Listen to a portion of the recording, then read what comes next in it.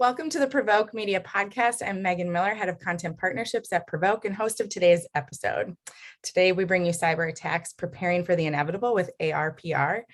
In the 1990s and early 2000s, the primary targets of cyber attacks were governmental organizations, financial service brands, and large high-tech firms. Today, every industry from supply chains to healthcare to retail and businesses of all sizes are targets for cyber criminals.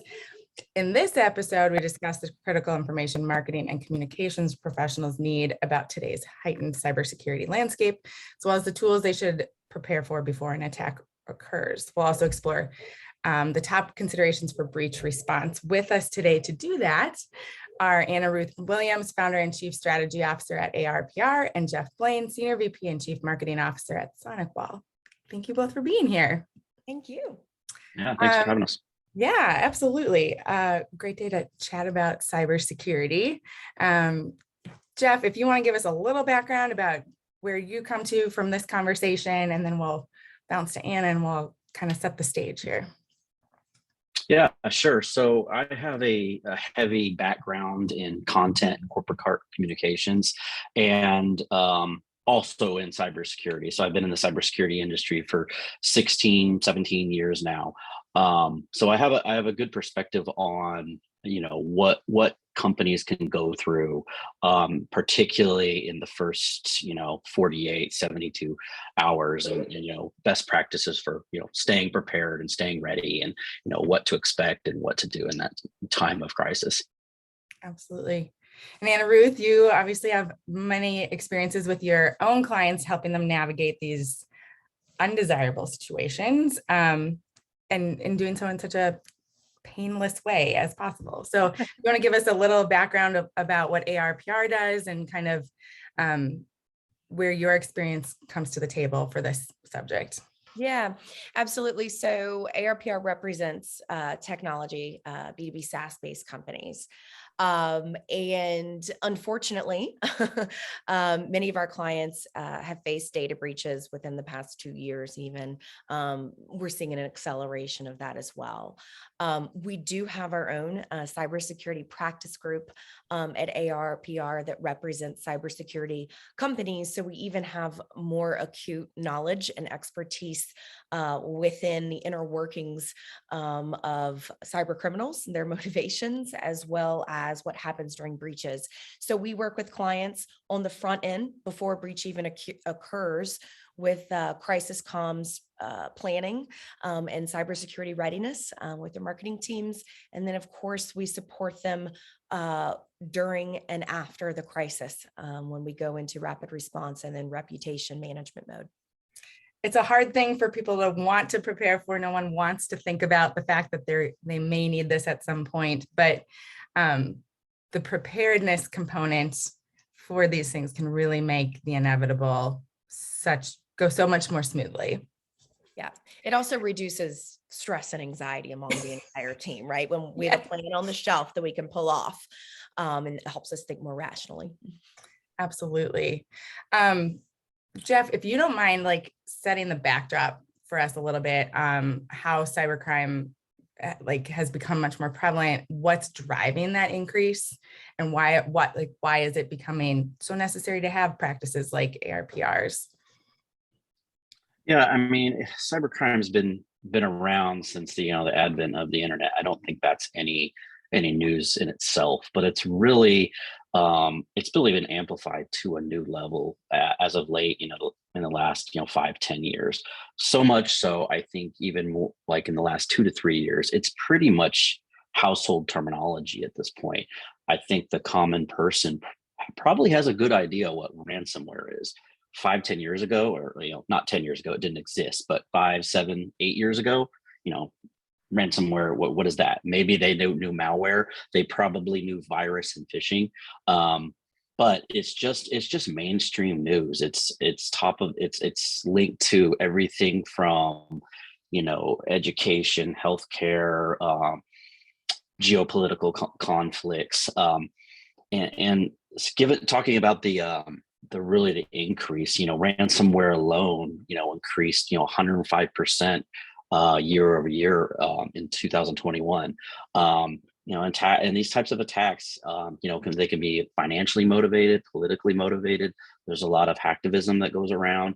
So it's really hard to pinpoint, what's driving or what the motive is or what the agenda is, because it's, like a lot of cyber criminal or criminal activity for that matter. There's a lot of, different things that drive people to do that.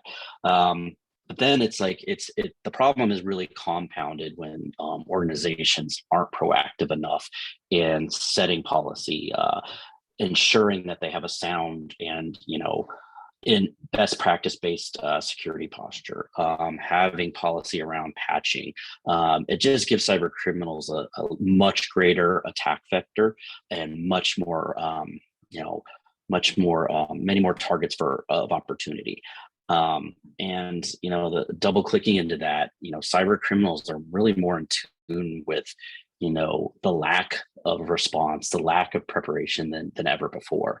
They have readily available tools that allows them to find weaknesses in organizations' network, whether that's something that's not patched, whether it's a 0 day.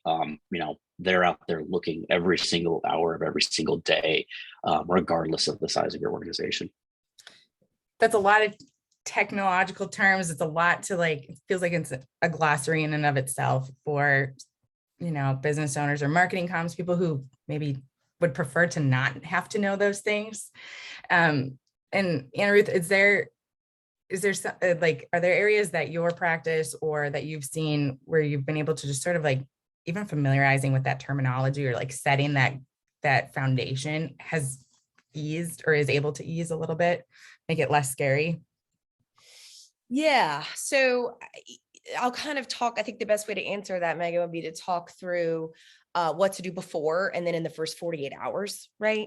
So as I alluded to earlier, before a crisis even emerges, first of all, you have to know that it's inevitable now. It's not an if, it's a when. Now, the severity of the attack depends on, to Geoff's point, your security posture going into it. Unfortunately, that's a bit out of marketing's control, right? That's on the other side of the house with IT compliance, risk, et cetera. So from the marketing and communications perspective, you want to have a robust crisis communications plan on the shelf. You would be shocked, maybe not shocked, but very surprised at how few corporations, in particular, when you go down into small and mid-sized businesses, have a crisis comms plan on the shelf. In that plan should include cyber scenario planning. In every crisis plan we put together for clients, there's always going to be a cyber readiness, because the way we approach a data breach is going to be very different than the way we're going to approach a natural disaster, right? Or CEO misconduct, right? So that's first. The other thing is that, and Geoff can speak more technically here, but the IT department will have an incident response plan. Just like think of them as the parallel, like marketing should have crisis comms plan. There's going to be an incident response plan that's on the IT side of the house. Both have to understand and read the other's plans and actually integrate them. So when making your crisis comms plan, or if you're working with an outside vendor on doing that, you have to have read the incident response plan and make sure that they have alignment, right? So that's before. The first 48 hours, a lot of times that's dictated by how the attack was first uncovered. Mm-hmm. And Geoff, would you say that the majority of attacks today are first discovered on the dark web? Yeah, usually that's a pretty common early indicator. Either you'll, like if you take ransomware, for example, either you'll make first contact from the threat actor itself, or you'll have a forensic firm or a government body reach out to you and they see evidence on the dark web of it. In my experiences, those are pretty commonly the top two. When it boils up to mainstream, it'll be on social media, and then you better, to your point, you better have your communication plan ready. Correct. And I'll say, if you're a B2B company, I have actually seen the anomaly initially detected by a customer. This actually happened just with one of our health IT clients.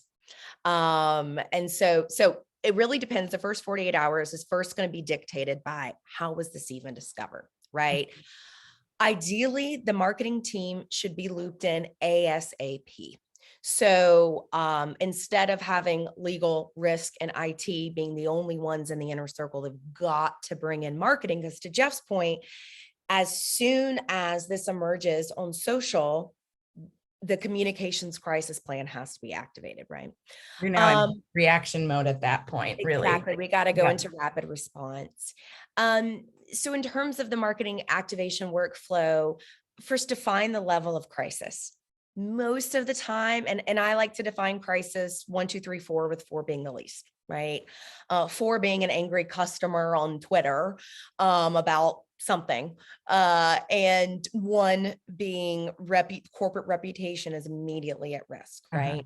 And so most of the time you're going to put a cyber incident in immediately in level 1 or 2. And if it's in level 2, it has a high risk of escalating into level 1 if not managed appropriately, right? So first, define the crisis. Number 2, you want to escalate media and social monitoring ASAP. So putting new search terms in your media monitoring software, Google Alerts, having also putting in those search terms in your social management platform, right? And this monitoring needs to happen 24/7. So designate someone on the marketing team, rotate time slots. We've helped clients with this before, right? Megan, you get 8 a.m. to noon. Geoff, you get noon to 4, and so on, right? And as soon as that monitoring is activated, begin crafting the holding statements and that messaging. That should also include an internal comms lens.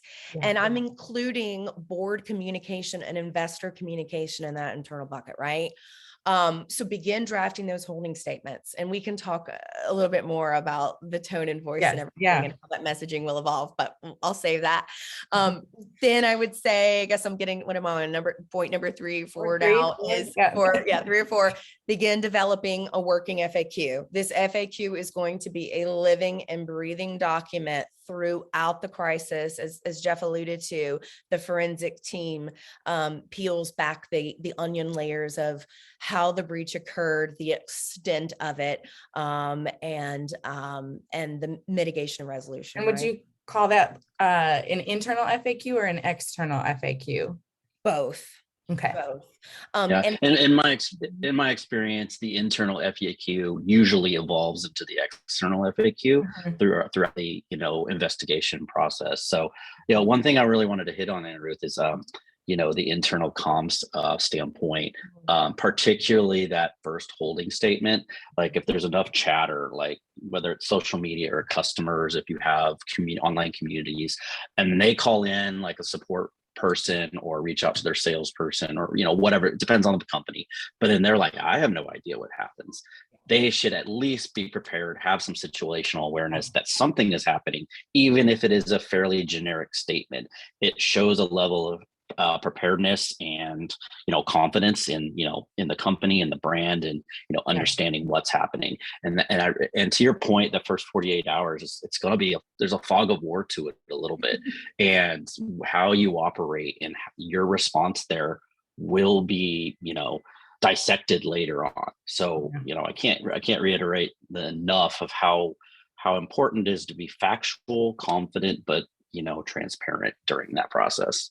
Completely agree. And message consistency. Consistency, to Geoff's point, your customer success team needs to immediately have that messaging, but that has to be consistent with the others. And I would add to that, when you send that internal memo, and by the way, this can take the shape of a memo, it can be a town hall, right? Whatever is proper protocol based on the level of crisis, as well as how you normally communicate transparently internally. You have got to include a very strongly worded statement to your employees that if they receive a media inquiry, they have to immediately escalate that, and that no one in the company is authorized to speak on behalf of the company externally, unless you are speaking to a customer with, this message that's been provided. And a follow on to that, even you could put confidential and, all that in the email, but you have to assume whatever you send out company wide or wide to a large group that it will get out. So draft with that in mind. You can warn and ask and all that, but just assume, because, we've seen that time and time again in the media, that leaks to a journalist. I got an internal memo that this is going on. So it's a very important, small but important point that usually can change the scope and of how you operate, during the time of crisis. One other best practice on that point is you can set up a dedicated hotline or a dedicated email address. And that often, it really lets you have the back of the sales, the customer support, right? They can say, blah statement, if you have further questions, call this 1-800 number or email this, incident at blah company URL. And so that allows then a couple things. One, it has their back and allows them to move traffic somewhere else. But it also gives you intelligence internally about the sentiment of your customers and the public. And if they have experienced any anomalies as a result of that, it gives you intelligence about what they're thinking, feeling, and finding on their own. And that can be very helpful, both on the forensic side, but also on the reputational risk side, right? Yeah. It's interesting, as we talk about the internal messaging, like one theme that we're seeing and hearing a lot right now in PR and reputation brand management is this notion or idea that every employee is a brand spokesperson. And the level to which we're able to communicate internally really can define how we're reflected externally, whether we like it or not. So really equipping and empowering people can still have a very managed message and a very, safe message, to your point, Geoff, about what you want to be out to the general public, but also preparing your staff to know exactly where to go and exactly know the protocol and the steps that they need to take so that they feel it's very clear and that they know. And I think, and I think that point is really highlighted, or the importance of that point is really highlighted when you're talking about your customer success team, your sales teams, and those one-on-one conversations that they may have with partners or customers, et cetera. You kind of mentioned it, that they are at that point in that moment the number one brand ambassador for you. Now there's, they're one-on-one conversations, so it's not like they have a wide aperture of, who they're talking to, but like it or not, you need to arm them to, have the best success in those engagements. And one more complexity to all this is that sometimes the breach occurs because of, or the employee becomes the vector, right, for the breach. Mm-hmm. So phishing attacks are a prime example there. And that can add a complexity too. If you just think about internal feelings and internal politics around these. And that has to be addressed. And one thing we haven't talked about directly, I think, is if a company has a breach, they're a victim. The company is the victim, but externally, rarely are you going to be seen as the victim. You're going to be seen as the offender. Mm-hmm. You're going to have a lot of blame placed on you. And it's easy to be defensive in tonality in those situations, but you have to be humble. And a lot of times I've seen breaches actually occur through a third-party integrator or something like that. But that company, even though they could have had the tightest compliance risk, they could be doing all their regular patching, blah, blah, blah, they still are going to take that blame because they integrated with the company that was the victim. So. Yeah, not to get too go ahead. Sorry. Oh, sorry, Megan. To that point, and not to get too technical, some of the world's largest breaches were through third party partners, integrators, and then it's lateral attack movement. They find a vulnerable third party, and then they can laterally map their way into the target organization. But to your point, like, it's how you respond in that first 24, 36 hours, whatever the time frame is, whether you become the victim, a proactive victim, or a defensive offender. And it's up to you, it's up to the communicators, the PR team, the marketers, and how you're seen in that light when the dust settles on it all. Yeah, I would imagine that's exactly like such a right moment to kind of fall into a pitfall, which might be to be too vague, or like when you're defensive or feeling kind of on guard, like not putting enough information out there, not fully equipping your staff. Like, that can be a tough one to come back from too. It is, but initially you have to be vague because you're not going to have all the answers yet. You're not going to know the extent of the damage, extent of the leakage, right? You're not going to know how much customer data, for example, was compromised. And so in the beginning, your holding statements and your FAQ and everything, they're going to have to be a little vague, and you're going to have to be humble and transparent and say, our forensics team is diligently investigating, and we will be releasing additional information as we have it, but it's tough because you kind of have to be vague in those first 48 hours. The thing you don't want to do is say, we're confident that no customer data was leaked, because you don't know that 100% for sure first. And you don't want to have to eat words. That's the worst thing that could happen. I mean, you see that all the time in breaking news, how much wrong information comes out in the first hours after the fact. But this is kind of no different than that.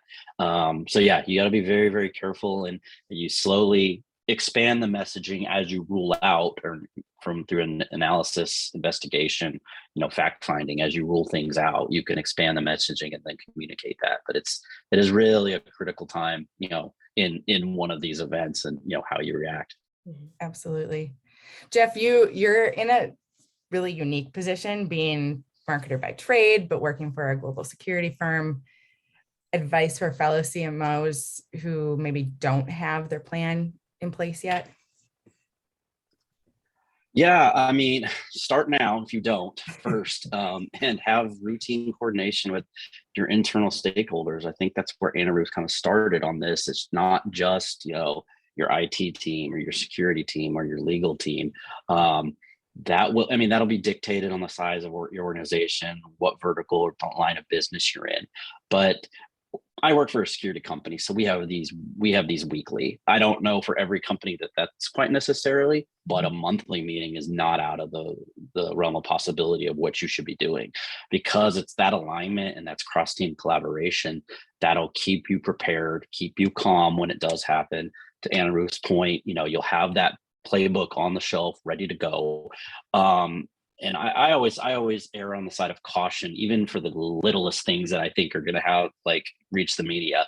I always have a statement ready, and it could be the smallest, most insignificant thing, but I always feel better because I hate scrambling. I hate fire drills. I like being prepared.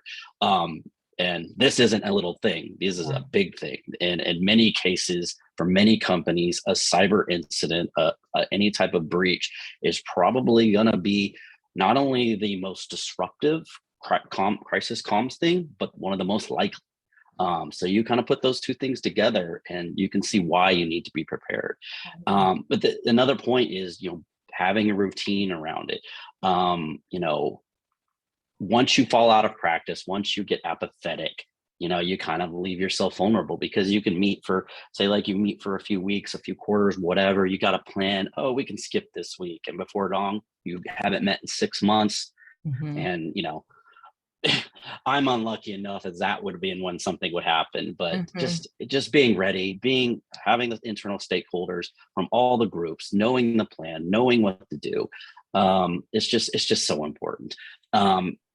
Now, depending on the organization, hopefully that's not necessarily driven by the CMO, but the CMO, because assuming corporate comms falls under, marketing, they're going to be the public facing, entity. They're going to handle the comms. They're going to be on, their team's going to be manning social, manning the the journalists and the media, manning, online communities, those. So, outside of support and sales, marketing and corporate comms is, the third leg of, sort of that triad. Yeah. One thing that just popped in my mind we didn't talk about earlier, we should have, is those key messages is whoever manages your your chat bot, right? Or whoever manages, if you do have a human that manages the online Q&A, that's really important to engage them. Geoff, I have an opinion on this, but I'm curious in yours. You said, oh wait, go back. I'm forgetting. You said something around, the weekly meetings, the monthly meetings. Curious what best practices for that are. Is it the IT security team are sharing recent vulnerabilities that marketing should be aware of? Should marketing do any readouts during those? It would probably depend on how mature your program is. In organizations I've been, if you're starting from, day one, you're probably going to have a lot of process brainstorming, defining, who the players are, what the processes are, what needs to be done. There's going to be a lot of that kind of work, which marketing and communications probably, with legal and maybe like support are going to play a bigger role.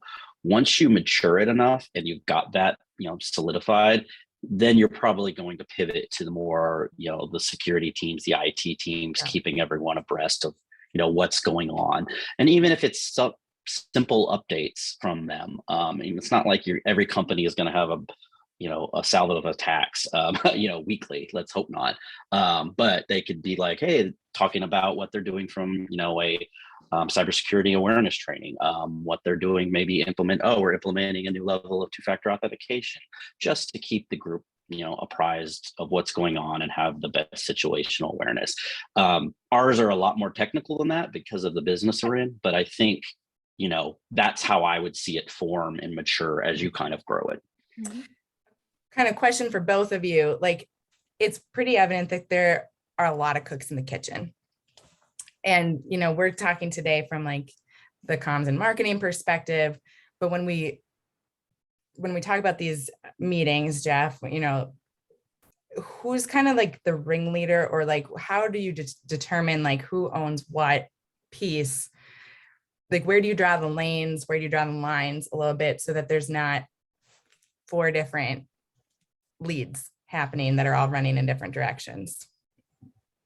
Or have you run? Maybe you haven't. Yeah, in my experience, when you're putting this type of quote unquote tiger team together, usually there's some pretty legitimate professionals in the room who understand roles, responsibilities, swim lanes, and they're in that room, or virtual room, for a reason.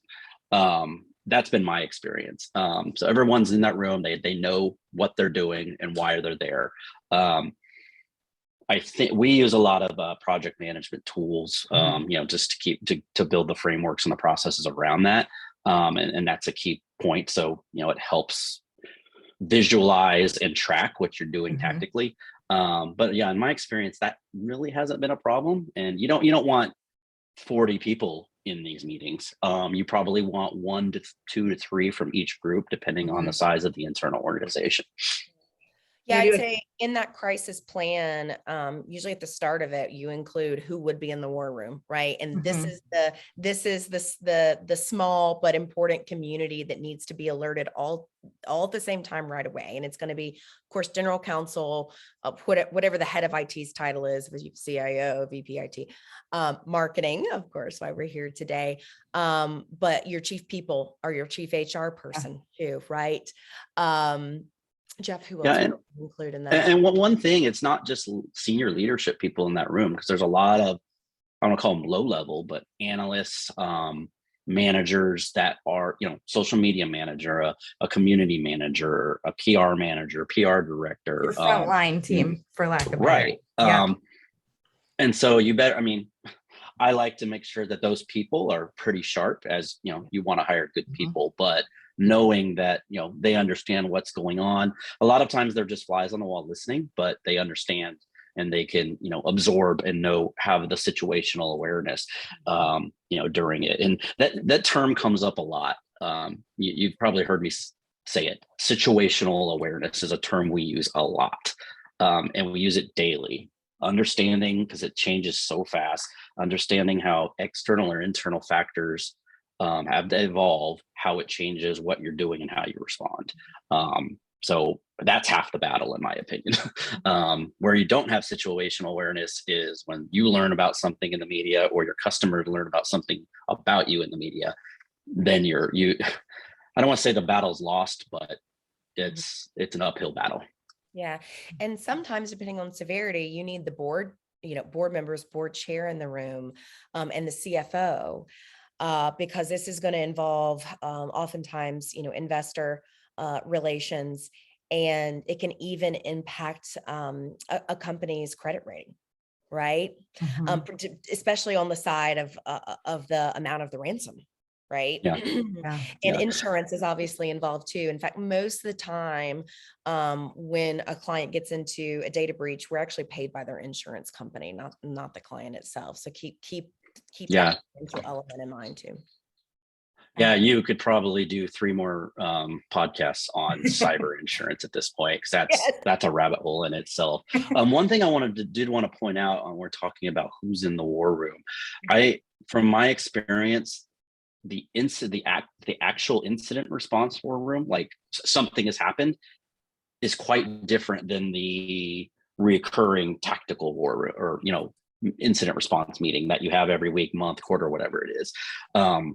The one that happens during an incident is definitely a higher level of people, because you'll not saying you will, but you could have your external forensics team, you could have law enforcement, you'll likely have external counsel.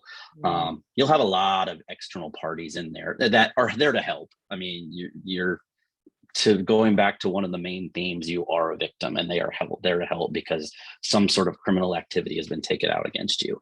But again, it's a lot to take on. So I hope, we've provided a lot of perspective and, understanding to, marketers and communication professionals is, what to expect, and maybe where they need to focus their efforts on.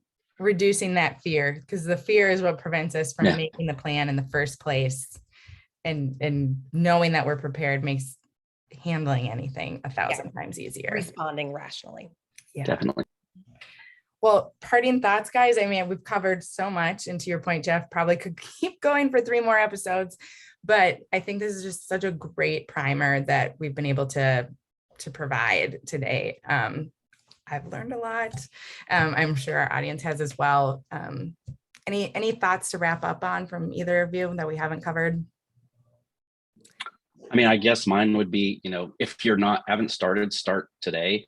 Yeah. And if you have an agency of record, a PR agency, engage them about a crisis communication plan, particularly those types of agencies who specialize in that, who have dealt with it, who have the experience in it. It'll remove a lot of anxiety and fear, knowing that you're ready. But yeah, if you haven't start, or if you've fallen out of practice, start that behavior back again. Yeah, that's a great point. If you're doing an agency search, put in the RFP. You should know if they have experience and get an example. The last thing I would say is, depending on how big your marketing team is and how siloed it is, you've got to have everyone on the same page, from media relations experts to whoever manages your SEO to whoever manages customer communications and your marketing automation platform, be in content, right? Because they're all going to have to come together in these scenarios to work in concert and stay on message. Thank you both for being here. Geoff, Anna Ruth, this has been a great episode. Happy to have you back anytime. Glad to chat. We'd Thank love you. it. It's a pleasure. Talk about more positive things in the future. Yes. We're just removing fear today so that people can go ahead and enjoy their companies and good days, the good days that we're prepared for. So thank you both. This has been the Provoke Media Podcast. I'm Megan Miller, and this is Anna Ruth Williams and Geoff Blaine, and we are so grateful for you both being here. Take care, everybody. Bye. Bye.